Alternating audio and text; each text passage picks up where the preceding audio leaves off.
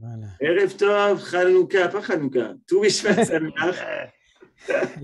On est content de se retrouver sur l'Ilmod et on est très content de parler, pas de tout Bishvat, puisqu'on est à la fin, et on va parler d'un thème qu'on n'a pas encore abordé, puisqu'on est toujours dans le Yovel, la Shemitah, on va parler du shofar. Le shofar qu'on sonne pendant ce Yovel, d'ailleurs, on le sonne aussi à d'autres moments de l'année, à Rosh Hashanah, et c'est également lié avec ça. Mais je laisse le Rav Ackerman développer l'idée. Il a fait Toda Rabba. Alors, Bémet, on peut dire Chag Sameach et Shana Tova, Shnata Ilanot, bien qu'on est à Yisroel Chag déjà maintenant ce soir. Et en effet, comme tu as dit, on avance. Je peux vous donner un petit peu pour ceux qui veulent savoir vers où on avance, parce qu'on a un an pour finir d'étudier la Shemitah et le Yovel. Si Dieu veut, aujourd'hui, on va terminer le Yovel. Vous vous souvenez qu'on a étudié la Shemitah dans le livre du Rav Kook. Maintenant, on étudie le Yovel. En gros, dans le livre du Rav Kook, le Shabbat Haaretz. Mais en plus de ça, avec des Tosafot, les Tosafot que je rajoute. Et si on vraiment réussit à le terminer aujourd'hui, alors on va continuer, bien entendu, mais dans un nouvel enseignement du Rav Kook dans Shabbat Haaretz, qui va être en principe le dernier qu'on étudiera dans l'introduction de Shabbat Haaretz, et qui est celui d'une vision historique du Yovel, de la Shemitah et du Yovel. C'est-à-dire, parce que, comme vous savez, la Torah nous dit que à cause du fait de ne pas respecter la Shemitah et le Yovel, on sort en Galout. Donc, il y a un lien entre Galout, Géoula, et le Yovel et la Shemitah. Alors, ce n'est pas seulement uniquement circonstanciel comme punition, mais pour le Rav Kook, c'est une vision beaucoup plus large. Et ce sera le cycle suivant qu'on va étudier à partir, si Dieu veut, la semaine prochaine.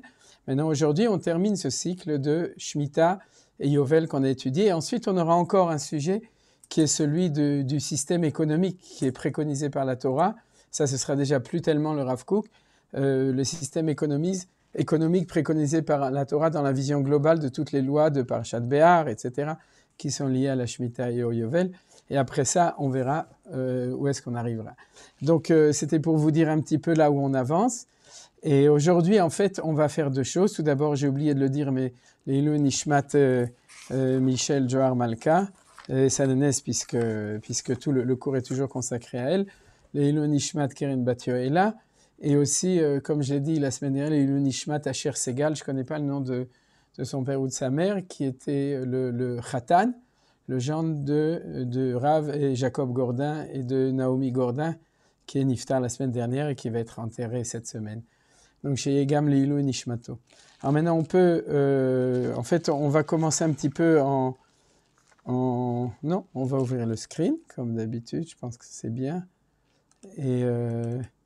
Et malgré le titre et ce qu'a dit Johan dans l'introduction, on va terminer le thème qu'on a étudié il y a 2 semaines. C'est-à-dire que la semaine dernière, on a étudié uniquement un thème qui était lié avec Tu Bishvat. Et aujourd'hui, on va quand même terminer, si vous vous souvenez bien, le thème de la semaine d'avant. Et pour ceux qui n'étaient pas là, vous inquiétez pas, il n'y a rien de très compliqué cette semaine qui ne permet pas d'être étudié, même si vous n'étiez pas au cours d'avant, à l'étude précédente. Pardon, la notion de la liberté dans le Yovel. Alors, pourquoi ? Parce qu'on avait commencé à bien l'expliquer, mais on n'avait pas terminé, donc on va terminer aujourd'hui. En effet, la remarque, elle était comme ça, c'est que notre étude, elle fait des comparaisons. On a comparé la Shemitah avec le Shabbat, on a comparé tout le temps le Yovel avec Shavuot. Aujourd'hui, on va comparer le Yovel avec Rosh Hashanah, quand on va parler de la sonnerie du shofar, puisqu'on verra que Rosh Hashanah et le Yovel peuvent être comparés, puisque les deux ont sonne du shofar, c'est le sujet qu'on va étudier essentiellement aujourd'hui. Mais pour revenir à la notion de Chérout, du monde de la liberté, là, on rencontrait le Yovel avec Shavuot. Vous vous souvenez, puisque ça revient toujours au compte des 50, du cinquantenaire, 7 au carré plus 1, on arrive à Shavuot, 7 au carré plus 1, le compte de l'Omer ou le compte du Yovel, puisque le Yovel se comptait aussi au Sanhedrin. Chaque année, au début de l'année, le Sanhedrin comptait les années de Shemitah et de Yovel, comme on compte la Sfirat HaOmer. Et on était arrivé à ce troisième thème, après le thème du compte, le deuxième thème, pardon, le troisième c'est le shofar, Le deuxième thème, c'était cette notion du monde de la liberté. Alma de Cherou. Cherou, c'est en araméen, mais ça veut dire Cherut. Et pour terminer, pour parler de ce thème-là, ce que je voulais faire remarquer, c'est un petit peu les quatre langages différents, Arba Leshonot Shel Geoula en fait, qui sont Cherut, Dror, qui est le spécifique au niveau du Yovel, puisque vous voyez que dans le Yovel, c'est dans ce passage 10, Vekidashtem, et Shenat HaMishim Shana, ou Keratem Dror Ba'aretz, le Chol Yoshvea Yovel Iti Elachem, Veshatem Ish El Achuzato, Veish El Mashparto, Shuvu. Donc le mot de liberté qui est utilisé pour le Yovel, c'est Dror, qui est différent. C'est un mot qui est rare dans la Torah. En fait, je ne sais pas il apparaît bichlal. Je vous invite à m'aider pour me dire si ce mot de dror apparaît dans la Torah, à part dans ce verset. C'est-à-dire, est-ce qu'il apparaît autre part? Pour autant que je sache, non, si mes souvenirs sont bons. Et il y a encore deux mots. Il y a le mot de Geoula, qu'on va étudier dans le fond, surtout dans le thème suivant, qu'on verra dans le Rav Kook, comme je vous ai dit, le thème de Galut Geoula, qui est lié avec le Yovel, avec la Shemitah, avec le Yovel, et il y a Chofesh. Alors, je ne vais pas tellement étudier Geoula, parce que la notion de Geoula, c'est vraiment, comme l'explique le Maharal, c'est la notion de exil et retour. Bien qu'il apparaît, Geoula, Itnoula, Titnoula, Aretz, dans Parashat Behar, il apparaît très souvent, mais c'est être en exil et revenir, Geoula. Par contre, la notion de Cherut, c'est celle qui apparaît à propos de Shavuot. D'ailleurs, dans la prière, on appelle Shavuot Zman Cherutenu. Et la notion de Dror, donc, c'est Yovel. Et puis, il y a Chofesh. Chofesh, c'est très moderne. Hein, c'est-à-dire que... mais il y a marqué, V'yatsa le Chofshi Chinam, etc. Ça apparaît dans la Torah. Alors, je pense que c'est comme ça qu'on pourrait expliquer, et c'est une explication personnelle. C'est-à-dire la notion du Cherut, c'est celui qu'on a vu qui est spécifique à Shavuot. Et la Drashat Chachamim, vous vous souvenez, c'est ce qu'on a vu là il y a 2 semaines, c'est Altikra Harut et la Cherut. C'est-à-dire que n'appelle pas ça gravé, mais en fin de compte libre. C'est-à-dire nos sages nous disent que la Torah est la source de la liberté, parce qu'il y a marqué que les 10 paroles étaient gravées sur les tables, Charut ala luchot, ve'al tikre charut ela cherut. Et l'explication que j'avais donnée, c'est que comme le monde d'en haut, je reviens quand même malgré tout, on est obligé, dans notre conception religieuse, on pourrait dire plus que religieuse, spirituelle des choses, plus on monte en haut, plus on s'approche d'un côté de l'infini, d'un autre côté de l'unité divine, et d'un troisième côté de la liberté. C'est-à-dire que dès qu'on arrive à ce qu'on appelle, on a vu dans la Kabbalah, le monde de la Bina, c'est-à-dire qui est au-delà du 7, au-delà du monde, on pourrait dire d'en bas, puisqu'on vit en base 7, c'est-à-dire dès qu'on monte au-dessus, dans le méta, c'est-à-dire Chochma, Bina, Vadat, etc., à ce moment-là, les mechitzot, les barrières. Les barrières et les séparations, Todaraba, les barrières et les séparations disparaissent de plus en plus. Alors, cette chose-là, c'est la notion du monde de la liberté, c'est-à-dire qu'il n'y a plus de séparation de barrières. Pourquoi? Parce que l'idéal, c'est l'unité des valeurs. Souvenez-vous toujours de Manitou, Hachem Echad, Echad, c'est Ichud, c'est l'unité de toutes les valeurs.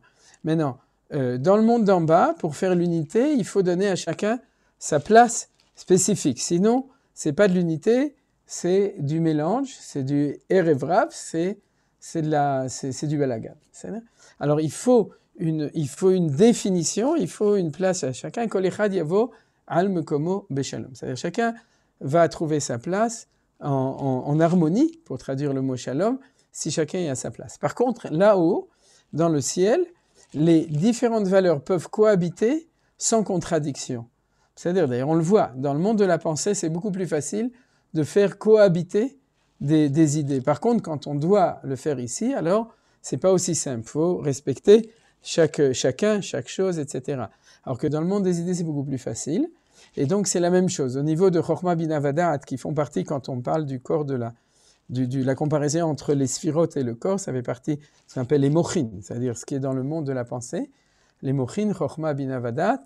À ce moment-là, les frontières, les barrières tombent, il y a cohabitation possible. J'avais cité le mot même shamaim, qui vient de esh ou maim, c'est-à-dire qu'en haut, l'eau et le feu cohabitent, en bas, il faut une casserole pour mettre l'eau dedans, le feu en dessous, pour que chacun ait son rôle et que les gens ne se cassent pas. C'est ça ce qu'on appelle la casserole.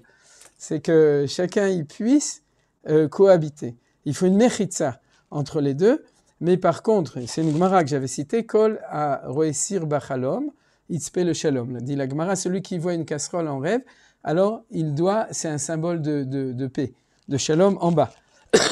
Par contre, en haut, comme j'ai dit, le principe de l'infini, de l'unité, c'est aussi le principe que les barrières tombent. Et quand les barrières tombent, alors il y a liberté. Il y a liberté absolue, c'est-à-dire que tu peux aller partout et tu ne seras jamais dérangé par l'autre. Ce ne sera pas la liberté de l'un commence là où termine celui de l'autre ou vice-versa. C'est-à-dire que tout le monde est en liberté totale puisqu'il y a une harmonie. C'est une manière de concevoir les choses, de concept, qui s'appelle le Alma de Cherou, et on avait vu que c'est pour ça que c'était lié avec le 50e. Alors, les Charut à la Luchot, ça veut dire que tout système en bas est un système de loi. C'est-à-dire le monde est obligé de vivre dans un système de loi. Donc il faut quelque chose qui soit gravé dans la pierre. Parce que ce qui est gravé, c'est la loi absolue, c'est ce qu'on appelle les chukim. Quand on parle de chuka, qu'on appelle ça la chuka, de nouveau aidez-moi en français, c'est pas la loi, c'est au-dessus de la loi. La Constitution ? La Constitution, voilà. Todarabah. Nadine, je te nomme traductrice assermentée. Mais en tout cas, la Constitution, c'est ce qu'on appelle, ce qui est Harut. C'est Aseret Adibrot, Harut à la Luchot, c'est la Constitution. C'est ce qui doit être fixé. Alors, la Constitution, par principe, la rigidité, c'est l'opposition à la liberté, puisque c'est ce qui impose. Mais si la Constitution tire son origine non pas dans une pensée de morale sociale ou de morale humaine ou de système social inventé par un homme pour son bien à lui ou pour le bien des autres, on peut se demander, mais s'il tire sa source du Alma de Cherou, c'est-à-dire du monde d'en haut, alors à l'intérieur de lui se trouvera la liberté humaine. C'est-à-dire c'est la seule constitution qui va permettre de respecter la spécificité de chaque individu et en même temps l'homogénéité de la société totale. Alors c'est pour ça que Altikri Cherut et la Cherut, c'est-à-dire c'est la liberté d'en haut qui descendra ici en bas dans la loi. Alors c'est une notion. Maintenant, le dror, c'est quelque chose de différent. Le dror, c'est en effet, c'est quand ça descend aussi dans la liberté de chaque individu. Alors regardez, c'est ce qui est marqué à la fin. Pourquoi ?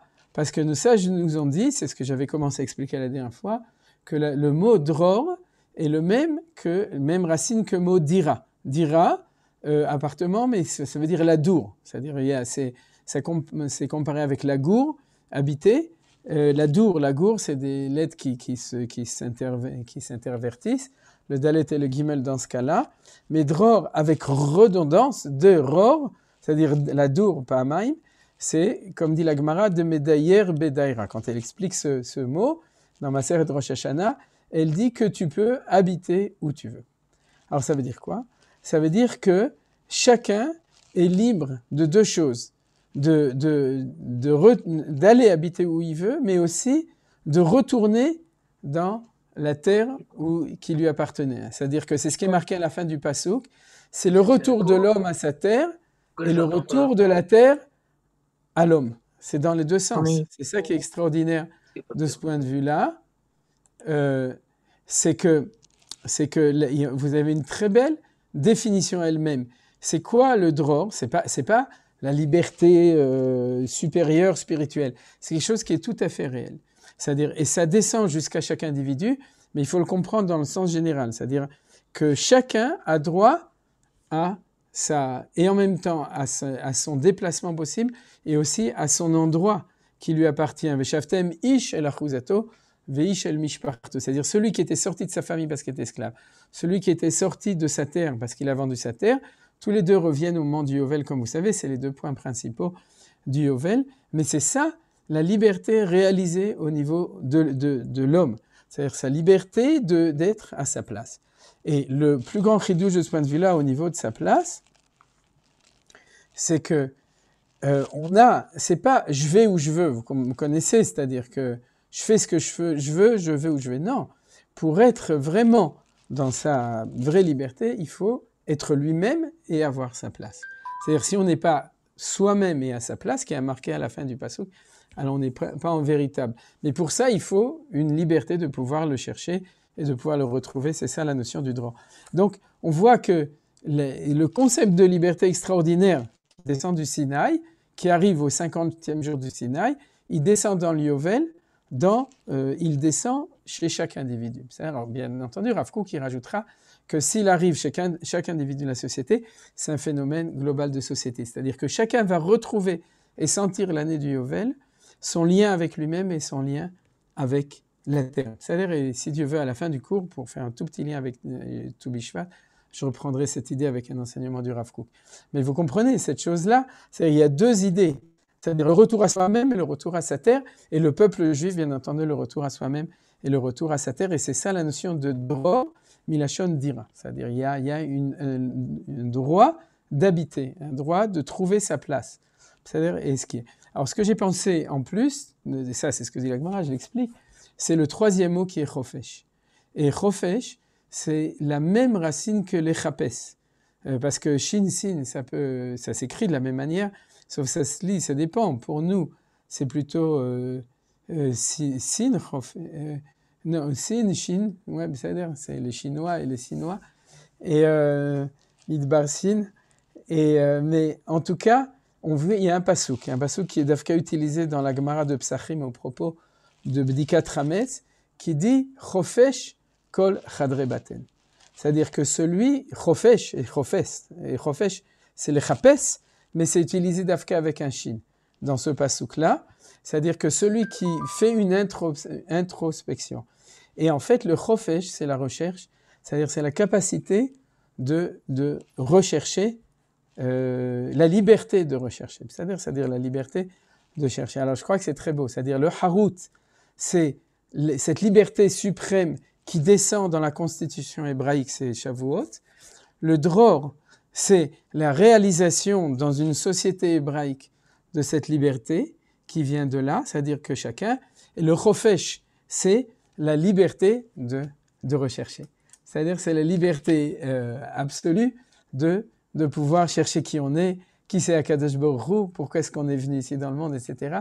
Et aussi, chofesh kol chadre baten, tous les chambres de son ventre, c'est-à-dire d'être capable vraiment de faire une vraie, et c'est ça la liberté, au niveau de la neshama, c'est d'être capable de faire une véritable introspection, c'est-à-dire être capable de regarder à l'intérieur de nos entrailles, et c'est vraiment la traduction de chofesh kol chadre baten. Alors, de ce point de vue-là, on a fini avec cette définition des différents niveaux de liberté, et je dirais qu'on peut le terminer avec un beau pasouk de Yitro, Parashat HaShavua, qui parle à la fin du Ma'amad Har Sinaï, et qui dit comme ça, vous vous souvenez, on n'avait pas le droit de monter sur le mont Sinaï tant qu'il y avait la révélation sur le mont Sinaï, tant qu'on était dans le temps du Hérout, c'est-à-dire que de ce monde supérieur, de l'unité d'en haut, qui est le monde de la liberté, qui est descendu pour être gravé sur les tables des 10 paroles, et qui ensuite est descendu dans le peuple juif. Donc, à ce moment-là, Dieu est descendu sur le mont Sinaï, on ne pouvait pas y arriver. Mais la Torah nous dit, il y a un signe qui nous indique qu'on peut monter sur la montagne, parce que la cérémonie est terminée, et comme la cérémonie est terminée, on peut monter. Et il y a marqué, Bimshoch hayovel ema ya'alu baha. C'est-à-dire que, mais bon, traduction, mais au dernier son du corps, c'est pas au dernier son du corps. C'est parce qu'il y avait le shofar au moment du Ma'amad Har Sinaï, et le Yovel, c'est la même, là on fait transition avec le sujet suivant, puisque le mot Yovel, c'est la corne du bélier. Donc le jubilé, ça veut rien dire, ce n'est pas qu'on jubile. Le mot Yovel, qui est devenu en français jubilé, c'est le temps de la sonnerie de la corne du bélier. C'est-à-dire, et la Torah nous dit que pendant le Ma'amad Har Sinaï, il y avait le shofar, et pour nous indiquer que le Ma'amad est fini et qu'on peut monter dans la montagne, on nous dit lorsque le son du Yovel va perdurer, va continuer. C'est-à-dire bimshoch hayovel, c'est un son qui continue, pas du tout comme la traduction à droite. À ce moment-là, Hema ya'alu bar, vous pouvez monter dans la montagne. Alors, je trouve que on pourrait l'interpréter de manière un petit peu symbolique en disant comme ça. Quand la Torah est descendue sur le mont Sinaï, c'est le système global. Et puis quand on a l'Yovel, c'est que ce système global de toutes les mitzvot, de toute la révélation, il va descendre dans la réalité d'une société. À ce moment-là, c'est lorsque le Yovel sonnera, alors on pourra de manière monter sur la montagne de la révélation, c'est-à-dire recevoir véritablement ce qui était donné au niveau de la révélation, mais au niveau de notre vécu de chacun. Donc vous comprenez le rapport entre le Yovel, Bimshoch HaYovel, lorsque le Yovel apparaîtra, Hema ya'alu bar, on pourra monter sur la montagne pour recevoir de la montagne cette réalisation au niveau du passage de Cherut à Dror. Voilà, j'ai terminé avec cette première partie, je vois que le temps avance, et on va passer à la deuxième partie, c'est le shofar du Yovel. C'est-à-dire que comme je vous ai dit en introduction, c'est que dans cette introduction, c'est que la fête du Yovel, c'est une fête où on sonne du shofar. Alors regardez, on va d'abord voir le pasouk. Je m'excuse de monter, de descendre parce que on les a d'avant, donc je ne les ai pas redéplacés une deuxième fois. Voilà. C'est donc le verset 9, toujours dans Parshat Behar, chapitre 35 ou 25, 35 je crois, de Vaïkra. Va'avarta shofar teruah b'chodesh hashvi be'asar lachodesh beyom hakippurim ta'aviru shofar bechol artechem. C'est-à-dire que la Torah, d'un côté, elle appelle cette fête le Yovel, c'est-à-dire, et c'est la Gemara qui nous explique que ce mot Yovel, parce qu'on a une correspondance en araméen Yuvla, qui est Dircha, c'est-à-dire c'est le bélier. C'est-à-dire que du coup, on sait que le Yovel représente en fin de compte le bélier, ou la corde du bélier, et on nous dit clairement qu'on doit sonner du shofar. Souvenez-vous qu'à Rosh Hashanah, on ne sait pas qu'on doit sonner du shofar. Parce que dans la Torah, on nous dit que c'est un jour de terouah, de sonnerie, mais il n'y a pas marqué le mot shofar dans Rosh Hashanah. Et du coup, la Gemara, comment sait-elle qu'à Rosh Hashanah, on sonne du shofar et pas autre chose? Parce qu'il y a marqué ici, Bachodesh Hashevi'i, dans ce verset. Alors je mets aussi en bleu, tout est en bleu du coup dans le verset. C'est-à-dire, il y a marqué ici, et il y a marqué que Rosh Hashanah, c'est Bachodesh Hashvi, c'est le 7e mois. Et la Gemara a fait ce qu'on appelle une Gezerah Shava, dans le Talmud de Babylone, Masechet Rosh Hashanah, dans la Gemara de Rosh Hashanah. Elle fait dans le dernier chapitre, qui est chapitre 4, elle fait une Gezerah Shava, comparaison du même terme, qui est un petit peu logique, mais c'est ça qu'on va étudier ce soir.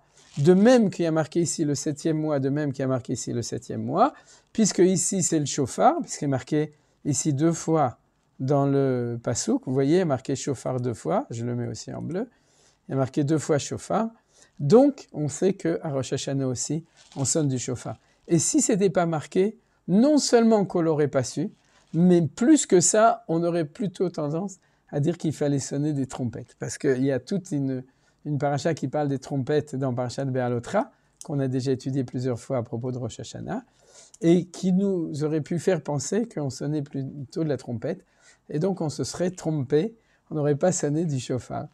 Et donc, grâce à cette Gezerah Shava, on sait qu'il faut sonner du shofar. Regardez ce pasouk, qui donc montre que le shofar, Yovel, est très important au moment du jubilé du Yovel, puisque c'est un thème essentiel et révélé. C'est-à-dire c'est elle qui nous aide même à comprendre ce qui se passe à Rosh Hashanah. Alors on va faire remarquer encore un mot important avant de donner les réponses, c'est qu'il y a marqué « Va'avarta shofar teruah ». Alors il y a marqué d'abord « shofar teruah », donc c'est clair, mais il y a marqué le mot « Va'avarta ». Alors vous voyez que le traducteur avait un problème, puisque la avir, c'est faire passer. Alors est-ce qu'il faut faire passer le shofar, qu'on joue comment ça s'appelle quand on se passe le truc là, un relais, c'est-à-dire il faut transmettre le shofar d'une station à l'autre? Non. Alors puis tu feras circuler le retentissement du corps. C'est-à-dire, mais alors du coup, si tu fais circuler le retentissement du corps, pourquoi appelle ça le avir, il suffit de dire et tu sonneras, vetkata shofar 3, c'est le seul endroit dans le Chumash où on utilise le mot le'avir à propos ou dans le Tanakh, je pense. D'habitude, il y a marqué titkeu bashofar, ou tariu bashofar, lifnei melech hariu, lifnei melech Hashem, ken bechatzorot vekol shofar. C'est-à-dire que c'est toujours de sonner du shofar comme en bon français. Et là, on nous dit faire passer le son du shofar, bachodesh hashvi, be'asor lachodesh, beyom hakippurim. Donc, souvenez-vous de nouveau, en plus, qu'au niveau de Yovel, c'est Yom Kippourim. Alors, mais malgré tout, on a une Mishnah, et c'est ça le début du cours qui nous fait le lien entre les deux. On a une Mishnah ici, dans la Masechet, donc dans la Mishnah de Rosh Hashanah, 3e chapitre. J'ai pas eu le temps de traduire. Mishnah Hey Udalet dans le 3e chapitre, qui dit comme ça. Shave hayovel verosh Hashanah l'etkiya velabrachot. Donc le Yovel et Rosh Hashanah ont la même loi. Shave, ils sont égaux à propos des tkiyot et à propos des brachot. C'est-à-dire les brachot, on parle des brachot, c'est le moussaf. Vous savez qu'on a un très beau moussaf à Rosh Hashanah de 9 bénédictions. Les 3 premières habituelles, les 3 dernières habituelles, et puis au milieu, c'est la seule fois de l'année où on prie non pas 7 bénédictions comme dans tous les Shabbatot et les fêtes, ni 18, 19 comme dans le Chol, mais on en prie 3 au milieu. C'est-à-dire au lieu d'avoir un au milieu comme d'habitude pendant les fêtes et le Shabbat, c'est-à-dire on a Sheva, on a 7 brachot, on en a 9, on en a 3 au milieu. Eh bien, ce qu'on fait à Rosh Hashanah, on le fait aussi une fois par 50 ans au Yovel. Vous imaginez quel moussaf c'est? Le moussaf du Yovel une fois 50 ans, ça devait être... Ah, on m'entend pas bien, Menachem? Oui ou non? Ça va? Très bien. Ah, ok, c'est vrai. Je croyais que tu me disais qu'on n'entendait pas très bien. Mais c'est-à-dire, donc tu voulais juste dire que c'était un moment spécial. Et l'Atkiya, on sonnait du shofar au Yovel et à Rosh Hashanah de la même manière. Donc cette phrase, c'est une phrase centrale, vous imaginez, qui nous dit le lien profond entre Rosh Hashanah et le Yovel. Comme c'est des Mishnah, je le fais en vert. Shavé. Alors regardez, on va continuer à étudier notre Mishnah.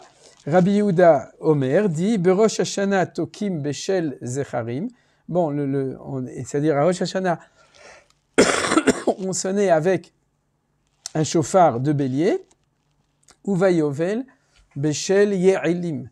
On sonnait avec une corne qui était de Yael. Yael, c'est ce qui a à En-Gedi. Nous, Nadine, comment on appelle ça? Une biche. Oui, Une gazelle. Les bouquetins. Un bouquetin, très bien. C'est le bouquetin qui a gagné. Ouais. Gazelle, c'est un petit peu autre chose, mais en tout cas, vous les connaissez. Ce qu'ils ont de spécial, c'est qu'ils ont des cornes avec des petits anneaux, mais très droits. C'est-à-dire, on en avait déjà parlé une fois dans le cours sur le Beth Amikdash, c'est-à-dire que c'est Yael Pashut.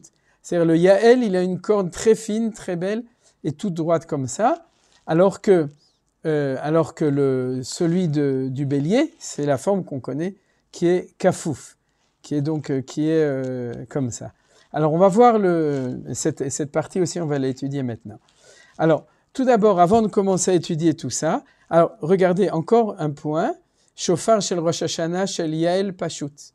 Alors là, c'est contradiction avec Rabbi Yehuda, puisque la Mishnah d'avant, elle nous dit qu'à Rosh Hashanah, on sonnait aussi du Yael Pashut. Et on précise, parce que de toute façon, les cornes des Yael, des bouquetins de En-Gedi, ce qu'on appelle le Gedi, c'est-à-dire de En-Gedi, ce bouquetin-là, il a toujours une corne qui est Pashut, qui est toute droite.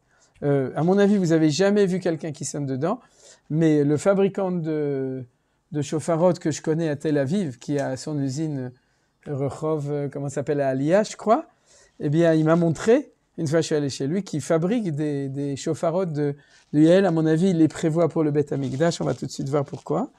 Ou Piv Metsupe Zahav, il était recouvert, sa bouche, son extrémité en or, parce que c'était celui du Beth Amikdash, ou Shte Hatzotzrot Batzadim, et il y avait des deux côtés 2 trompettes qui étaient à droite et à gauche, Shofar Marich Vechatzotzrot Mekatzrot. Chaque fois qu'on sonnait un son, les deux trompettes qui étaient à droite et à gauche, tout ça c'était au Beth Amikdash. On avait étudié à propos de Har HaBayit Allez, j'avais eu plus de temps, j'avais même mis une très belle photo du Machon Hamikdash, un dessin de ça. Mais en tout cas, chaque son, les trompettes donnaient uniquement le son de départ et ensuite le chauffard continuait chez mitzvah tayom bashofar, parce que la mitzvah du jour c'était avec le chauffard. C'est-à-dire chacun faisait le premier son ensemble, c'est-à-dire les deux trompettes qui étaient à droite à gauche et le chauffard qui était au milieu. Mais le chauffard continuait le son, c'est-à-dire les gens entendaient, ils entendaient uniquement l'ouverture avec les deux trompettes. Après, la Mishnah nous dit dans la suivante que quand on était dans les jeûnes, c'était le contraire. Les trompettes étaient au milieu, les chauffarotes à l'extérieur, c'était en argent, pas en or, parce que c'était des jours de jeûne, et que c'était les trompettes au contraire qui continuaient, parce qu'il y a certaines sonneries qui sont plus avec les trompettes, c'est pour ça que je vous ai dit qu'on aurait pu se trompeter, et il y a celles qui sont au contraire avec le chauffard essentiellement. Ça, c'était au Beth Amikdash. Depuis que le Beth Amikdash est détruit, on n'a plus le droit de faire ça. Et par contre, ce qu'on doit faire, c'est que on doit... Et c'est moi, je crois qu'il y a quelque chose qui brûle, alors je suis obligé de dire à ma femme qu'elle vienne l'éteindre. Manou, il y a quelque chose qui brûle, je crois. Donc on continue. Regarde si ça brûle pas, le truc. Et donc, ça c'est...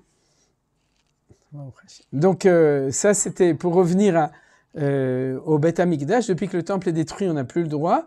Ou c'est que de la trompette, ou c'est que du chauffard. Et nous, ce qu'on connaît, c'est que du chauffard.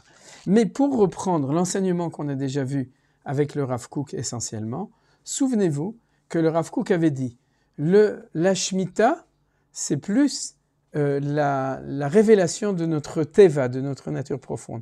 Le Yovel, c'est le tikkun. Le tikkun, c'est l'élévation par la liberté de l'homme, la décision de l'homme, la bechira, et le fait de revenir à Kadosh Baruch Hu, la tchouva. Alors vous voyez que de ce point de vue-là, on comprend très bien le lien. On revient à la Mishnah ici, Shavé à Yovel, Rosh Hashanah, Letkiav et les Brachot. On avait déjà vu le lien avec Shavuot, le lien avec Yom Kippour. Maintenant, on voit le lien avec Rosh Hashanah. C'est-à-dire que si Rosh Hashanah, on sonne du shofar, c'est pour nous appeler à faire tchouva, comme nous dit le Rambam, Uru Yesheni Mishenetren. C'est-à-dire que le shofar est lié avec le retour avec la tchouva. Alors, il y a le rituel de Rosh Hashanah, le rituel de Yom Kippour, qui sont différents, mais tout ça, ça fait partie des Aseret Yemei Tchouva. C'est-à-dire notre sonnerie de Rosh Hashanah et celle de Yovel veut nous dire, pour ce soir, ce qu'on apprend, elle vient nous apprendre que tout ça, ça fait partie d'un processus de Teshuvah. Alors, vous vous souvenez, c'est ça qu'on a vu. C'est-à-dire, Shemitah, notre nature profonde de Kedusha, Yovel, notre possibilité de transformer le monde pour l'amener dans le futur. Shemitah, retour à la création. Yovel, projection vers le futur, où le monde sera transformé grâce au travail de l'homme. Donc c'est ça ce qu'on appelle le tikkun et la tchouva. Et c'est là qu'on va rencontrer cette gzera shava, cette ressemblance entre le shofar de Rosh Hashanah et le shofar de Yovel. Alors, quelle est la différence? C'est que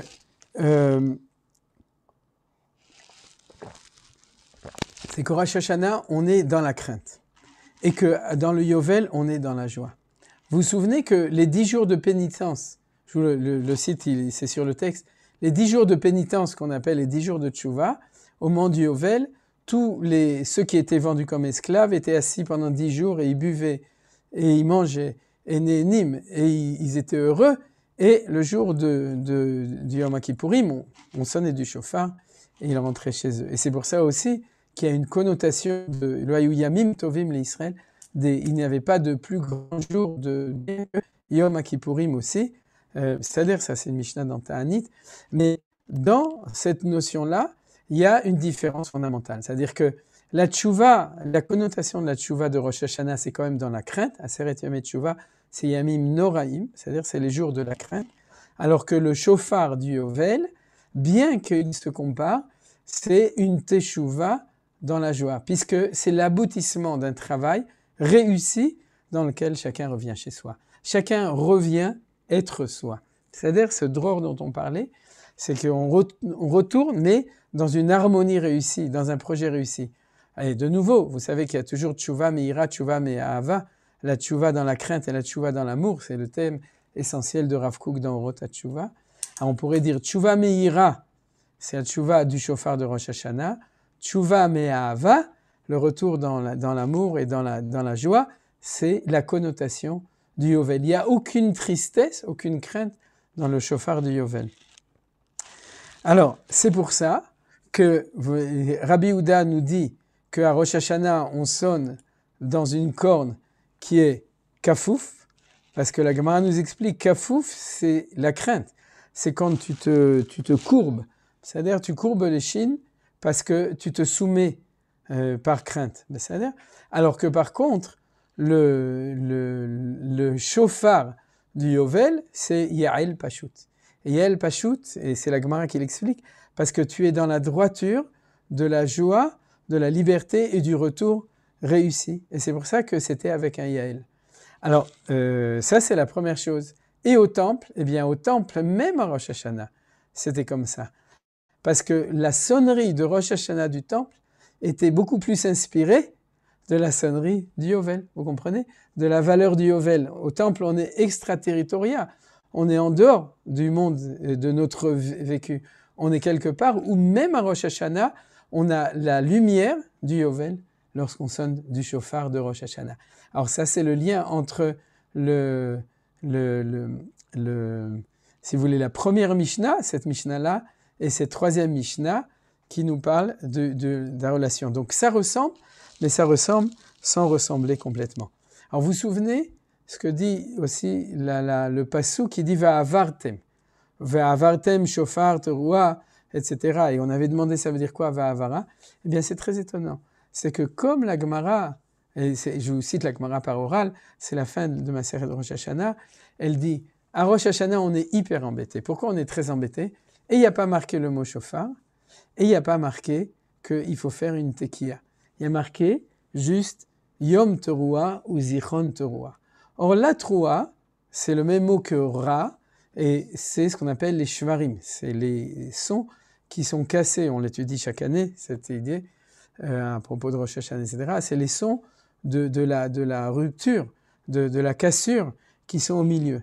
Et on n'a pas le droit de sonner ça si on ne te met pas une tkiya avant, une tkiya après. C'est pour ça que c'est toujours tkiya, Teruah tkiya, ou tkiya shvarim tkiya, ou tkiya shvarim tkiya. En résumé, tarat, tachat, tashrat, taratata. Nachon? C'est-à-dire, vous connaissez, c'est tous les signes habituels. Ouais, c'est pour ceux qui sont avec la trompette, mais c'est la même chose. Taratata, c'est bémet tarat. C'est-à-dire, et Jean, si tu mets, surtout tu mets l'accent sur le rêche du milieu, la troua, donc c'est Jean, t'as raté ta vie. Mais alors justement, pour être sûr que tu ne l'as pas raté, on met la tkiya avant et la tkiya après. Et la Gemara dit, d'où je sais à Rosh Hashanah qu'il faut faire une tkiya avant et une tkiya après. Alors la tkiya, c'est le son qui est continu. C'est le son d'une teshuva d'harmonie.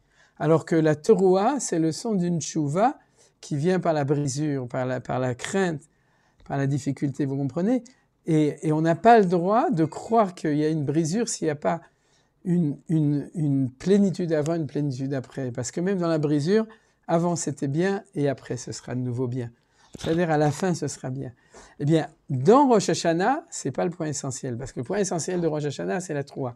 D'où on sait qu'il y a une tekiya avant, une tekiya après. Je reviens à ce passouk qu'on vient de lire pour que vous le voyez bien. Ve'avarta shofar teruah. Ve'avarta, c'est pas tu feras circuler. Tu feras un son qui passe de manière harmonieuse. C'est ça que nous dit la Gemara. Shofar teruah. Ensuite, tu fais la teruah. Bachodesh tashvi be'asar la chodesh be'am kippurim. Taviru. C'est-à-dire qu'après la teruah, tu fais de nouveau un son qui est linéaire. Il y en a un avant, qui est ici. Il y en a un après. Il y a la teruah au milieu. Pardon. Et il y a celui-là, le Ta'aviru, qui est après. Vous voyez, quand on étudie ces Gemarot, on se demande comment est-ce que les Chachamim, ils lisent les psukim de la Torah. Mais en fait, ils ont tout compris. Parce que s'ils n'avaient pas toutes les connaissances de tout cela, alors c'est pas ça qu'ils auraient vu là-bas. Mais bien entendu, ce qu'ils ont vu, c'est que l'essence du Yovel, c'est le tikkun de la tchouva de la tkiya. C'est-à-dire le tikkun de la tchouva de ce qui est pashut. Yael Pashut, de nouveau, la forme du shofar du Yovel, il est Pachout, vous vous souvenez? C'est-à-dire, c'est marqué dans la première, là il y a marqué seulement Yelim, mais on le sait. C'est-à-dire, il est Pachout, et l'idée de rajouter un Pachout avant et un Pachout après, on la prend du mot Avara, quelque chose qui marche, qui passe comme à la poste, et on la prend du Yovel. Donc, cette Gzera Shava entre le Yovel et la Shemitah, et le Yovel et Rosh Hashanah, qui sont tous les deux dans le mois de Tishrei, nous apprennent le lien profond entre les deux. Il y a la tchouva de l'individu une fois par an, qui est la tchouva dans le monde du mashber, dans le monde où tout est cassé, où il y a des mechitzot, où il y a toutes ces différences entre les choses, ces shvarim, ces ruptures, c'est-à-dire, et dedans il y a une possibilité de tchouva, c'est celle de Rosh Hashanah. Mais dites-vous que cette sonnerie du shofar de Rosh Hashanah nous fait entendre la sonnerie du shofar du Yovel. C'est-à-dire qu'après ce qu'on a étudié aujourd'hui, vous ne pourrez plus jamais écouter la sonnerie du shofar de Rosh Hashanah de la même manière. Parce que vous allez jubiler. Vous allez penser à chaque moment qu'en fin de compte, il y a à l'intérieur cette notion du El Pachout et cette notion du Pachout qui est avant et du Pachout qui est après, cette notion du Dror, ce qui est au-delà de tout ça, qui est cette notion du Tikkun, du vrai Tikkun d'harmonie, de réussite, qui est promis, qui n'est pas encore réalisé, mais qui est la promesse de tout ce travail qui va nous amener au niveau du Yovel. Alors tout ça, c'est un petit peu l'apothéose de cette idée de la tkiya, du shofar, de Rosh Hashanah et de Yovel. Alors vous comprenez que dans le fond, c'est pour ça que Rosh Hashanah s'appelle Rosh Hashanah. C'est-à-dire, par contre, le Yovel s'appelle Yovel sur le nom de la corne. C'est-à-dire que c'est beaucoup plus maouti, c'est beaucoup plus essentiel dans l'idée du Yovel que dans l'idée de Rosh Hashanah, cette force de ce qu'on nous annonce. Et en fin de compte, pourquoi? Parce que ce qu'on entend dans le shofar, c'est on entend ce son du shofar du Matan Torah, Kol ha-shofar olech vechazek Moshe yidaber ve'elokim ya'alenu b'kol, et on entend ce son en fin de compte, du Yovel futur qui est annoncé, qu'on entend aussi à Rosh Hashanah.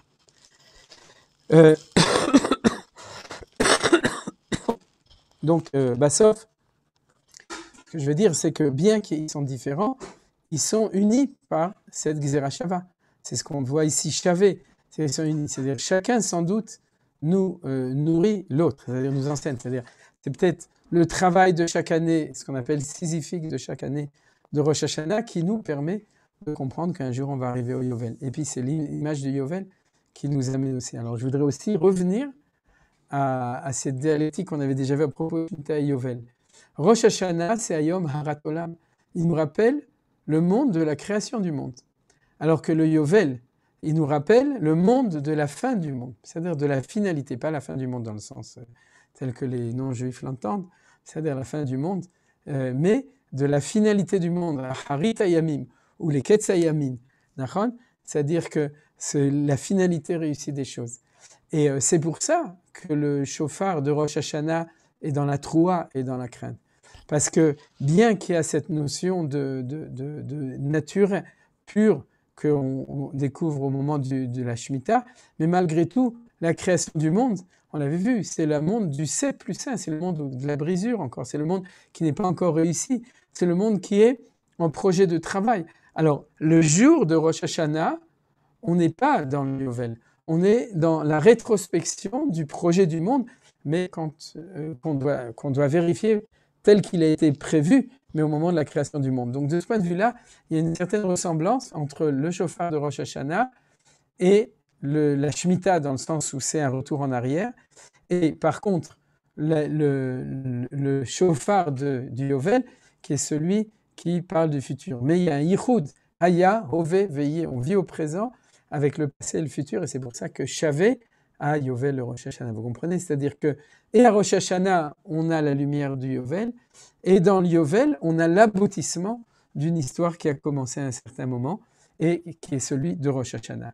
Alors, dans la dialectique de ça, c'est aussi Rosh Hashanah et Yom Kippour. Et c'est pour ça que bien que le Yovel commence à Rosh Hashanah, la liberté, le dror, et la sonnerie, elle se fait à Yom Kippour. Parce que Yom Kippour, c'est vraiment le tikkun, c'est-à-dire que c'est la prévision de cet aboutissement à la fin des deux Besséder, c'est-à-dire que le Yom Kippour, il est aussi à ce niveau tout à fait en haut, c'est-à-dire ce niveau de Bina, ce niveau qui est tout en haut, et celui qui permet d'être pardonné chaque année parce qu'on sait qu'on avance dans le sens du monde du Tikkun qui va être à la fin.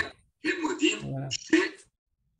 Voilà, alors ça c'était l'essentiel du cours d'aujourd'hui. J'espère que vous avez suivi le lien entre les choses, entre nos trois éléments.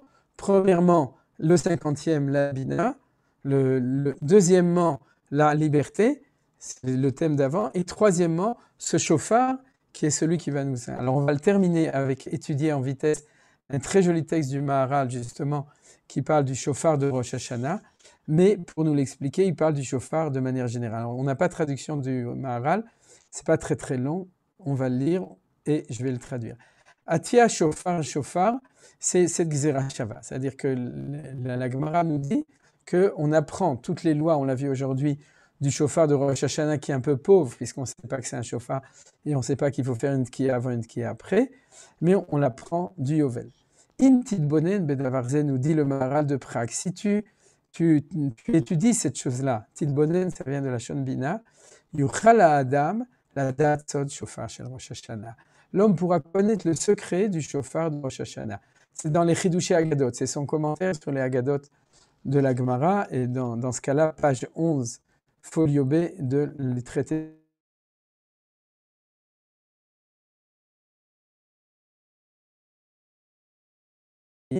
Vaya bayom maoui taka beshofar gadol. Et un temps viendra où on sonnera d'un grand chauffard. Donc, il sera un temps où on sonnera d'un grand chauffard. Qui a cher timsa chauffard batora, lorsque tu verras le chauffard dans la Torah, l'otimsa et la bageoula, tu le trouveras toujours uniquement dans une notion de geoula. Donc, vous voyez, c'est le quatrième mot qu'on n'a pas tellement étudié aujourd'hui. Cherut, Deror, Chofesh et Geoula, nous dit le Maharal, chaque fois que tu vois le chauffard, tu es lié avec ces notions de Geoula. Oma sheyoshi akadosh baruch et Israël, ou la Geoula générale, ou bien le fait que Dieu sauve le peuple juif. Kinéemar, parce qu'il y est marqué dans le livre de Bamidbar. Bamidbar, c'est, je me souviens plus, c'est pas l'Exode, c'est pas le Deutéronome, c'est celui entre les deux, c'est le nombre. Non, c'est pas les nombres. Si, c'est les nombres. Yud, chapitre 10.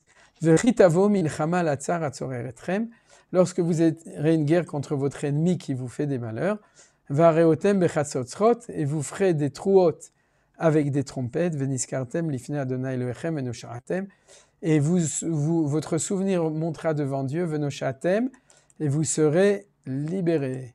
Arelecha, CQFD, que le chauffard ou Ateshua Mina Oyev, le chauffard, c'est pour être libéré de l'ennemi. Alors je suis sûr que quelqu'un doit se dire, mais de quoi il parle le Maharal, puisqu'il parle de trompette et il ne parle pas de chauffard. Mais pour le Maharal, on l'a déjà vu, trompette, chauffard, ça va ensemble, comme au Beth Amikdash. Donc c'est cette notion de sonner, le son qui sort, qui a terouat, qui a, etc. C'est des sons de libération, Vei goremet zechira. Parce que ce son-là amène le fait que la mémoire du peuple juif, le souvenir, monte dans le ciel. Vechen hayovel, ou siman sheetze lecherut ha'avadim. Et la même chose.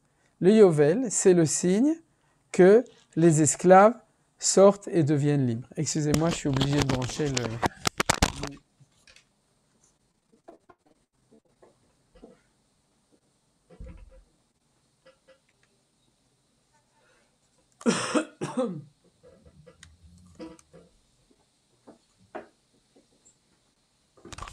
Voilà. Alors donc, le Yovel, c'est un signe que les esclaves redeviennent libres, donc on est nouveau dans la notion de liberté. Vechen amru chachamim zal, et ainsi, on dit dans le traité de Brachot, page 56, folio B, Aroé shofar bachalom itzpe legeoula. Vous voyez, on avait parlé du cire, c'est-à-dire, et maintenant on parle du chauffard. Si vous rêvez d'un chauffard la nuit, pas un chauffard du dimanche, un chauffard normal, c'est-à-dire, alors itzpe legeoula, il faut espérer que vous allez vivre quelque chose de geoula. Ça peut être que la geoula vient pour le peuple juif, ça c'est, si vous voyez Rav Goren au kotel en train de sonner du chauffard, alors ça c'est la vraie geoula, mais ça peut être aussi une petite geoula à vous.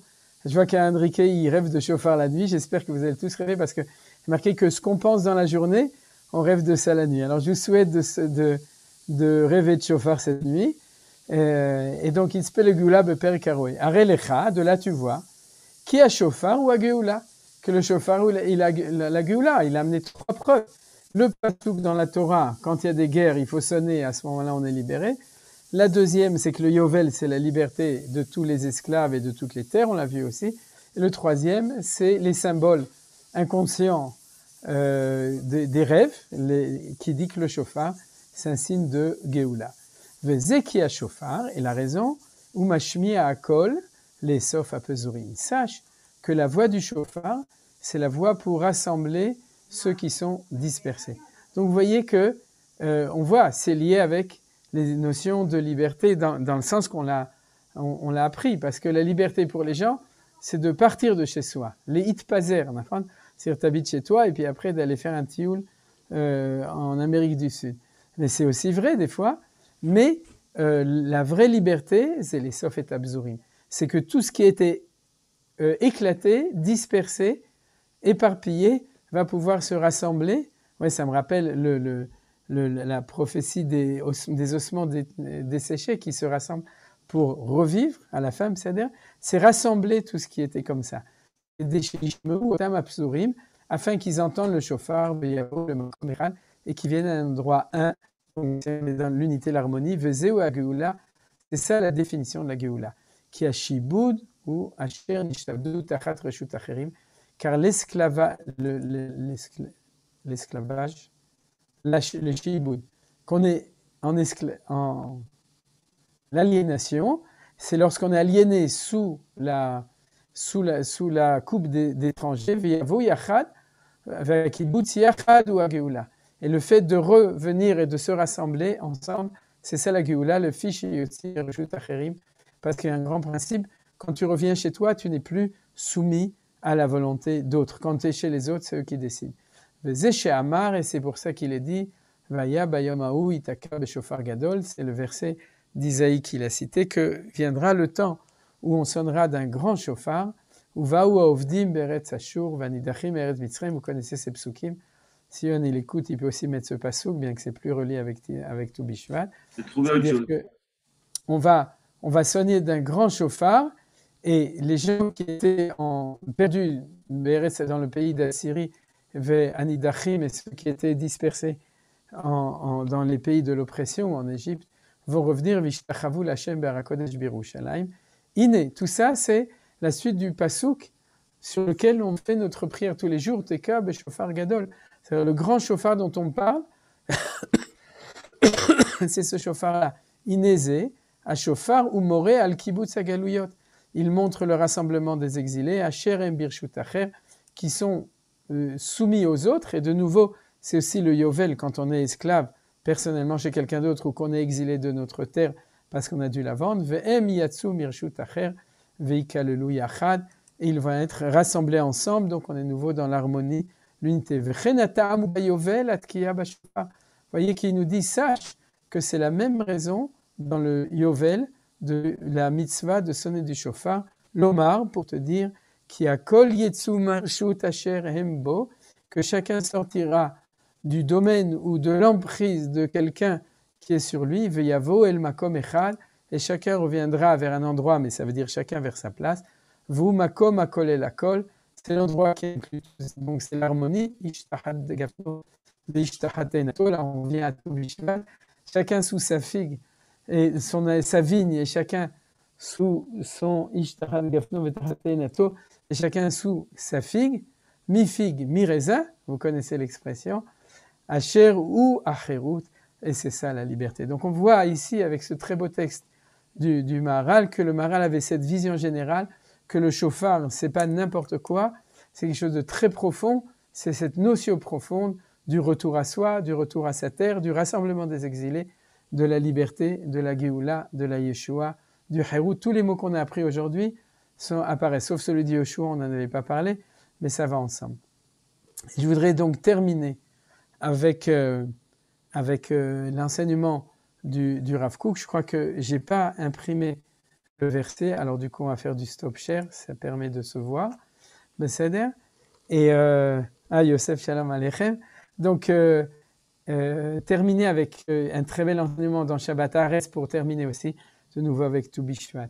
C'est que, comme on a vu, c'est un yichud. Ce yichud extraordinaire qu'on voit au niveau des individus, c'est que chacun revient vers sa famille et la terre revient vers lui aussi. C'est les deux thèmes du Yovel, c'est Ishel Achosato, Ishel Mishparto, c'est-à-dire il y a les deux choses ensemble. C'est-à-dire, si tu veux revenir à toi, alors il faut revenir à ta terre, il faut que ta terre revienne vers toi, etc.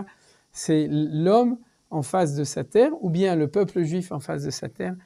Et nous dit le Rav Kook, c'est ça le secret du Yovel. C'est-à-dire que quand il y a cette harmonie entre la sainteté de la terre et la sainteté du peuple, c'est-à-dire c'est ce qu'on a étudié jusqu'à maintenant, à ce moment-là, il y a un yichud, il y a une réunion des deux, et à ce moment-là, il y a comme par hasard, chaque fois qu'il y a un yichud, il y a floraison, il y a fructification, il y a péria verivia, quand il y a une union qui est harmonieuse, qui doit être faite telle qu'elle est faite et qu'elle réussit, alors l'union du peuple juif avec sa terre, c'est que la terre, elle devient fertile de manière exceptionnelle. Et il nous dit, c'est le verset qui est marqué dans la Torah. Et si vous me dites, qu'est-ce que nous allons manger l'année de la Shemitah? Et en plus, ce verset, il apparaît l'année du Yovel, parce que l'année du Yovel, c'est pire. Parce que 7e année Shemitah, 8e année Yovel, 2 ans, on ne travaille pas la terre, 2 ans, on n'a pas de récolte de blé. Alors, le blé dur, c'est dur. Et donc, c'est difficile. Et donc, la Torah dit, justement, si vous allez dire, et la Torah répond, V'tiviti et bichati, ve'asat et atvoa les shaloshanim, je vais ordonner ma bénédiction, et il y aura une récolte de l'année précédente, la 6e, pour 3 ans. Et on nous dit que l'année du Yovel pour 4 ans, Rashi explique comme ça.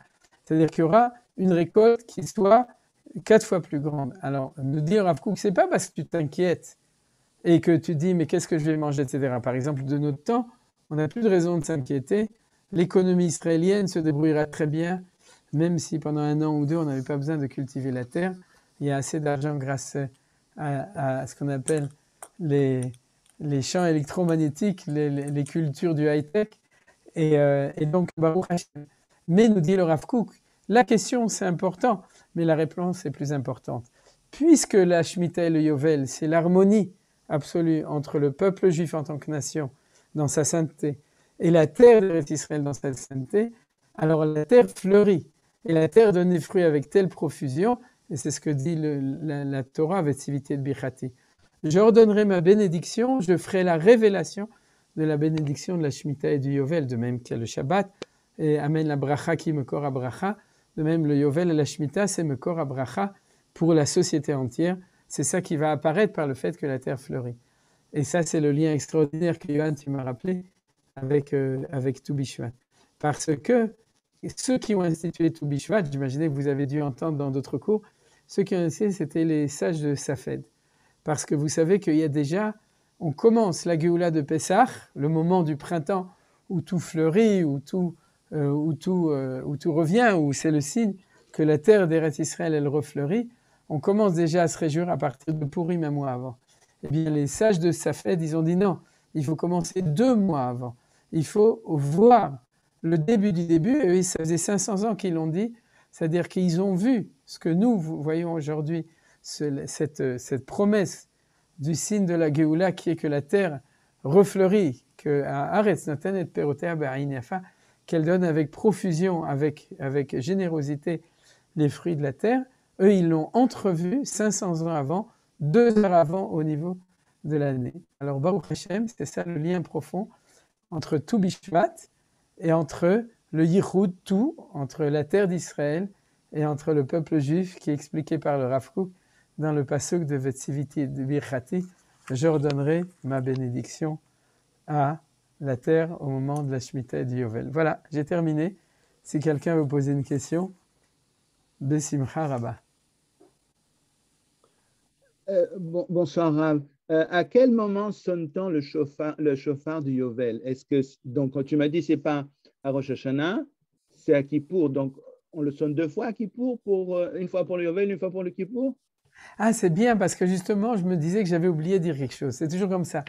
Les questions, c'est pour les remarques que j'avais oubliées. Il y a un Tosfot, j'imagine qu'il a une source, mais je l'ai vu dans le Tosfot, dans le Ta'anit, qui dit, vous savez pourquoi on sonne du chauffard à Yom Kippour, à la fin de Yom Kippour? C'est en souvenir du Yovel. C'est-à-dire que notre sonnerie, alors il y a plein d'autres explications que les gens expliquent, mais en fait, souvenez-vous, Bezrat Hashem, pour votre sonnerie de Yom Kippour, que quand à la fin de Neila, on sonne du chauffard, c'est parce qu'à la fin de Neila, on se sent tellement haut qu'on sent que le Yovel pourrait arriver. C'est-à-dire, et cette sonnerie, elle est en souvenir du Yovel. Et c'est tellement important que je ne sais pas si vous savez, il y a toute une discussion sur le fait qu'on le sonne avant la fin de Yom Kippour, c'est-à-dire qu'on le sonne avant la sortie des étoiles. Et parce que c'est la sonnerie en souvenir ou en prévision du Yovel. Alors, le jour du Yovel, t'inquiète pas, on ne la sonnera pas, on sonnera à la vraie sonnerie du Yovel. Et on jubilera. Voilà, il a fait le là-bas. Et Razak ou Baruch, j'ai pas vraiment compris la question de Moïse. La vraie année du Yovel, c'était quel jour de l'année qu'on sonnait ce chauffard quand il y avait le Beth Amikdash? Ah, à Yom Kippour. C'était à Yom Kippour. Syrie. Chodesh Hashvi, Syrie. Mais il y avait un moment spécial? C'était comme nous à la fin de Kippour où on sait? Non. C'est marqué dans la Gemara de Rosh Hashanah. C'était le matin. C'est-à-dire que, en fait, c'est le grand Sanhédrin qui siégeait, je vous rappelle, au Beth Amikdash. C'est-à-dire, pas à l'époque de la Gemara, c'était un peu compliqué. Mais Yamim Ketikunam, c'est-à-dire lorsque l'histoire se passe normalement, le Sanhédrin siège dans l'Ishkat Agazit au-dessus du Beth Amikdash. Et c'est là-bas qu'on sonnait du chauffard du Yovel. Alors peut-être qu'on le sonnait même pas dans le Sanhédrin, c'est-à-dire peut-être que quand il y a eu séparation entre les deux, alors on sonnait dans le Sanhédrin, ou bien oui, il faudrait que je retrouve mes sources, ou bien on le sonnait là-bas. Moi je dirais plutôt qu'on le sonnait dans le Beth Amikdash lui-même, vraiment à l'intérieur du Beth Amikdash, mais peut-être que c'est le Sanhédrin qui le sonnait en effet, parce qu'il y a ce côté, le Sanhédrin, on le voit dans les psukim de Parashat Veikra, Imme'ine Aïda, c'est-à-dire le Sanhédrin, c'est vraiment le Parlement, c'est la Knesset, c'est les yeux de l'Assemblée, c'est-à-dire c'est eux qui représentent le peuple juif, la société israélienne, donc c'est eux qui doivent sonner du chauffard du Yovel, parce que c'est un phénomène de société. Donc on sonne 2 fois, Kippour Yovel, 2 fois le chauffard. Non, on sonne des dizaines de fois parce que le Sanhédrin le sonnait, ensuite tout le monde sonnait dans toutes les villes. Mais on le sonnait le matin au moment sans doute du Moussaf. Bon. Nous, on le sonne à la fin, je vais te dire pourquoi. Parce qu'il faut arriver jusqu'à la fin de Neila pour pouvoir dire Hashem ou Elohim, et Shema Israël, et Baruch Shem Kevod Malchut Olam Vaed à haute voix. Il faut cette apothéose pour pouvoir le dire et pour pouvoir entrevoir cette lumière du Yovel. Tu comprends? On a fait depuis Rosh Hashanah tout ça, pour arriver à ça. Et encore, c'est un souvenir. Alors que quand il y a le Yovel, c'est bombastique, c'est-à-dire on le sonne le matin. C'est-à-dire on ne sonnera pas à Neila. Je peux poser une question? Mais bien sûr, Nadine. D'un point de vue sémantique, tu dis que Yovel, en araméen, c'est Yovela, ça veut dire la corne du bélier. Non, ça veut dire le bélier, en fait. Le bélier. Ah, alors quelle différence avec le mot chauffard qui veut lui aussi dire la corne du bélier, non? Oui, tu as raison, mais oui et non.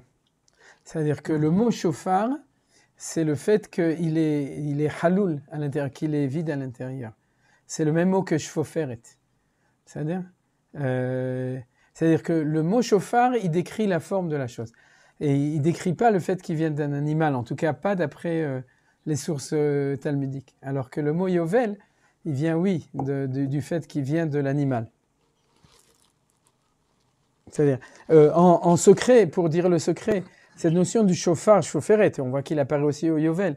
C'est-à-dire, et c'est lié avec le Maharal. Alors de nouveau, ta question, elle me permet de le dire, c'est que ça c'est du Rav Kook et du Nazir, le Rav David HaKohen.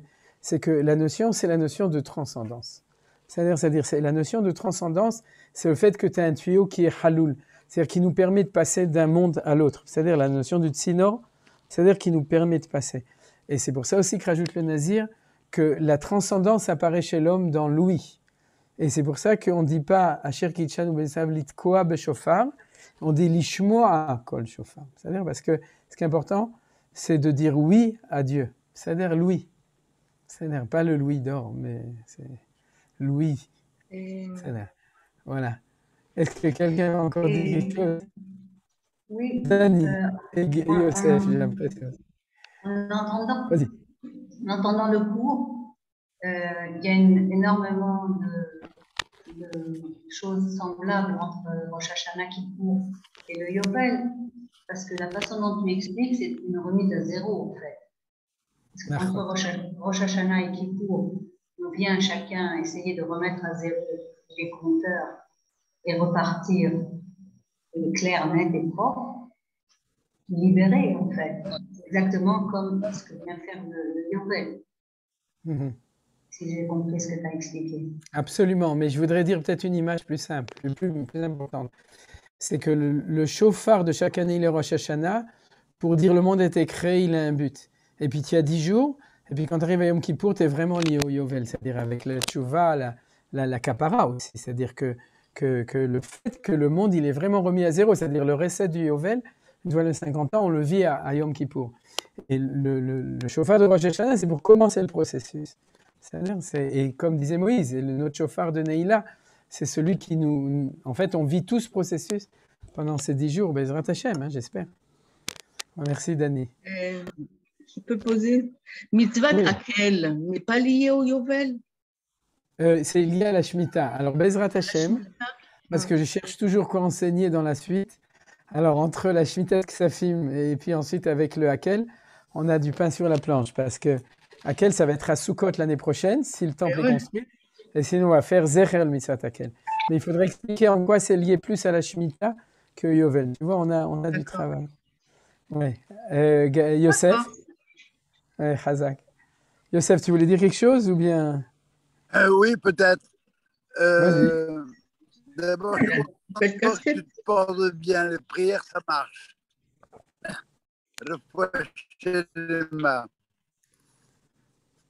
Désolé, j'ai pas bien compris. Oui,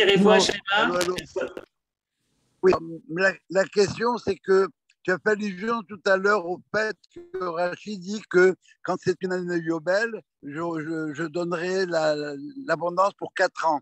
Mais la Torah ne le dit pas. Est-ce que ce n'est pas un smart, ça, pour faire coïncider la 50e année, la 49e année, pardon, la 50e année, c'est la mahloquette dont tu avais parlé entre les Hachamim qui disaient qu'on redémarrait la 50e année. Oui. Est-ce que la question est claire? Oui, je crois qu'elle est claire, mais si mes souvenirs sont bons, justement, c'est la difficulté un peu du fait que c'est 3 ans, parce que normalement, dans un Shemitah normal, il y aurait dû marquer Vetziveti Birchati Ve'asta Leshnataim, 2 ans. Et Rashi avait une difficulté, bien entendu, pour y marquer 3 ans. Alors en fait, tout ça, ça introduit, je me souviens plus des détails, mais cette discussion, en effet, elle est greffée aussi sur ce verset, etc. 2 ans, 3 ans, 3 ans, 4 ans, c'est-à-dire que pour expliquer que dans une année de Shemitah sans Yovel, c'est déjà 3 ans, alors on est obligé du coup, avec Yovel, de rajouter une 4e année. Pour Rabbi Yehuda, ça s'arrange.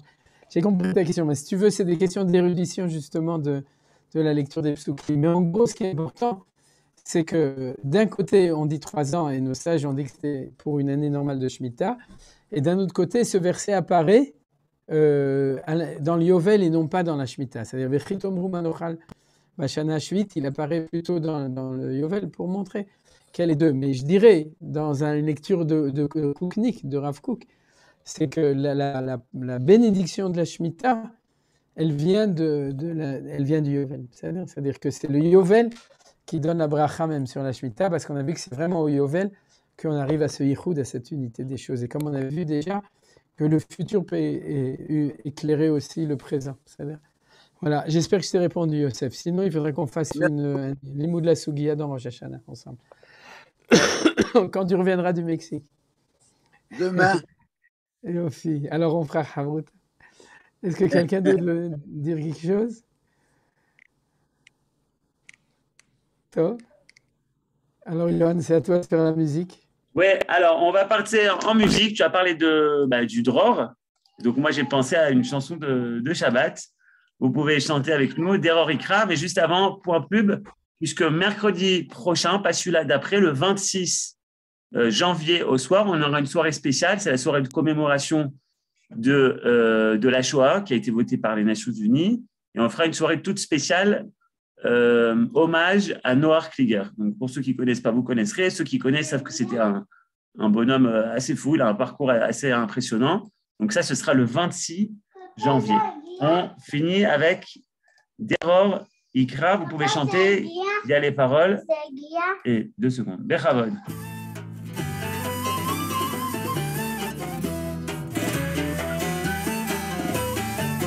Deror Ikra leben yim bat vein tzorchem kemo vavad na'im shimchem velo yushbat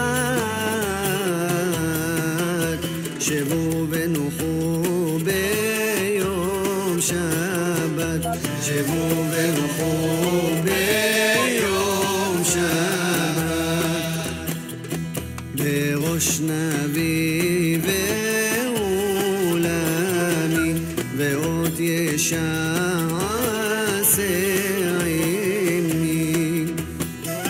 נתעסוק בתוך כרמי שעשה ועד בני עמי שעשה ועד בני עמי